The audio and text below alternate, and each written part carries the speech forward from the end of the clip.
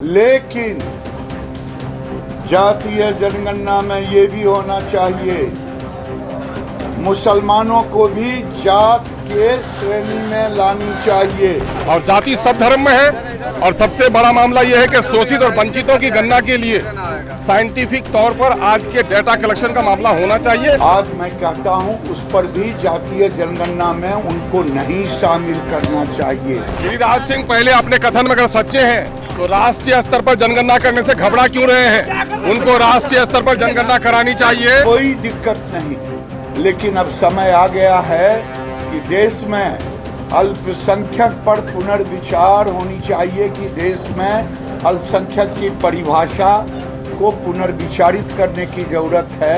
क्यों है वो सिर्फ विवादित बयान दे रहे हैं और राष्ट्रीय स्तर पर गणना करने से घबराते क्यों हैं? शोषितों और वंचितों का कब तक हकमारी करना चाहते हैं? देखिए, देश के अंदर मोदी एक तरफ विकास के एजेंडे को ले गए। देश का अगर बजट 2014 में 16.5 लाख करोड़ का था, आज 37.5 लाख करोड़ से ऊपर गया। लेकिन जो लोग समाज में अपनी एजेंडा चाहते हैं,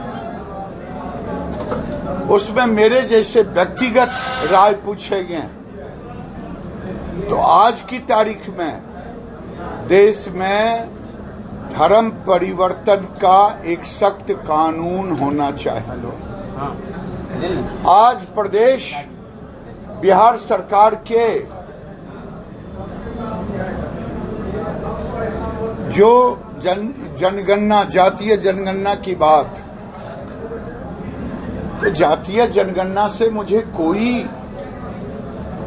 मैं उस जातीय जनगणना के साथ खड़ा हूं, लेकिन जातीय जनगणना में ये भी होना चाहिए, मुसलमानों को भी जात के श्रेणी में लानी चाहिए, क्योंकि फायदा लेते हैं जातीय जनगणना में हो। जातीय जनगणना में 11 जिले को 1991 में राजेंद्र गुप्ता और जनार्दन यादव ने पिटीशन दिया था कि जो लोग विदेशी हैं उनके नाम को, और समय शायद मेरे ध्यान में आ रहा 3 से 4 लाख मतदाता सूची से नाम काटे गए थे। आज मैं कहता हूं उस पर भी जातीय जनगणना में उनको नहीं शामिल करना चाहिए। जो घुसपैठिए हैं, राजनीतिक दृष्टि से भले जो कह लें, लेकिन जातीय जनगणना से उनको, चाहे रोहिंग्या हों, चाहे बांग्लादेशी घुसपैठिए हों, चाहे 1991-92 में निकाले गए जो हैं, उनके परिवार को भी उस जातीय जनगणना में नहीं शामिल करना चाहिए। मुझे कोई दिक्कत नहीं, लेकिन अब समय आ गया है कि देश में अल्पसंख्यक पर पुनर्विचार होनी चाहिए कि देश में अल्पसंख्यक की परिभाषा को पुनर्विचारित करने की जरूरत है।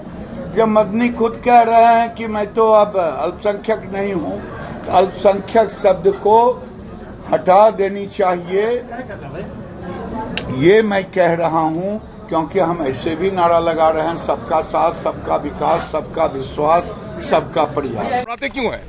वो सिर्फ विवादित बयान दे रहे हैं और राष्ट्रीय स्तर पर गणना करने से घबराते क्यों हैं? शोषितों और वंचितों का कब तक हकमारी करना चाहते हैं? हम चाहते हैं कि गिनती हो।